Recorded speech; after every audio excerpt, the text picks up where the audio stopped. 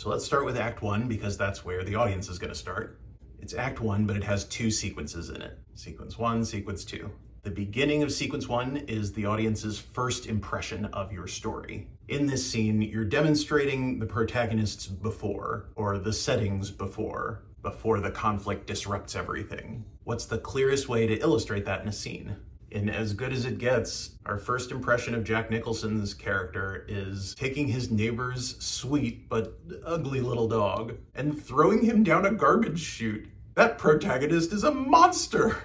In Star Wars, our first impression of the droids is saucily walking down a hallway in the middle of a space battle. Wow, what an interesting place. What an interesting status quo. So you got the first impression. The next major scene happens about 15 pages in, about 15 minutes in. This scene is called the inciting incident. And I'll tell you about the inciting incident in just a moment. But between the first scene, the audience's first impression, and the inciting incident, your challenge is to write 3 to 5 scenes that connect the two major scenes. Again, each scene is usually 3 to 5 pages long. And I like to use a 4-sentence summary to plan them. Conflict, exposition, culmination, resolution. I should mention while we're talking about Sequence 1, I can also use a 4-sentence summary to plan a sequence. I can use it at every level of story. What's the conflict, exposition, culmination, and resolution of the story overall? And then what's the conflict, exposition, culmination, and resolution of this sequence, sequence number 1?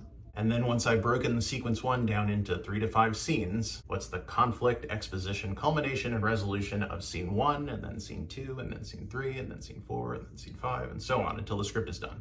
So if I was doing this lesson, if I was doing this assignment, that would be my goal, would be to write a 4-sentence summary for each prompt, which would take a long time. In this structure, you've got 7 major scenes and 8 sequences. So that's 15 4-sentence summaries to make a complete outline of the major scenes and chapters in your script.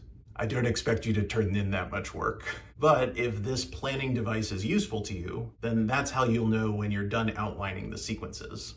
Okay, the audience has a first impression of the protagonist or the status quo that the protagonist lives in. The next few scenes usually demonstrate what the status quo is, how that works. Because the protagonist has this behavior that they're going to be changing as they arc. But in Sequence 1, we're really demonstrating what the world of their before is, because it has allowed the protagonist to keep behaving this way. The protag can have a toxic relationship with their status quo before. They're probably not thriving, but they haven't been forced out of the behavior yet. They are lacking the necessary antagonism to push them outside of their comfort zone. So Sequence 1, I guess you're demonstrating what the protagonist's comfort zone is, and what's right outside their comfort zone, lurking over them in their everyday life. So you write 2 to 4 scenes about that. And then at page 15, you hit the inciting incident, which is such a dorky term. It sounds like Stan Lee writing for Marvel in the 70s. The inciting incident. In the inciting incident, the protagonist's status quo gets disrupted in some meaningful way for the first time. It's the crack in the foundry. It's the protagonist's first wake-up call that they're going to be forced to change. So about 15 minutes or 15 pages into the script, the protagonist gets their first taste of the power of the antagonism. Maybe it's the antagonism's introduction. And the audience gets a taste of what the protagonist's after will be. They get a taste of how the protag is going to arc. You can start to see the trajectory. So the inciting incident is 3 to 5 pages long, somewhere around the 15-minute mark, and it's the end of Sequence 1 and the beginning of Sequence 2. After the inciting incident, you write 2 to 4 scenes that demonstrate how the protagonist's status quo is starting to fall apart.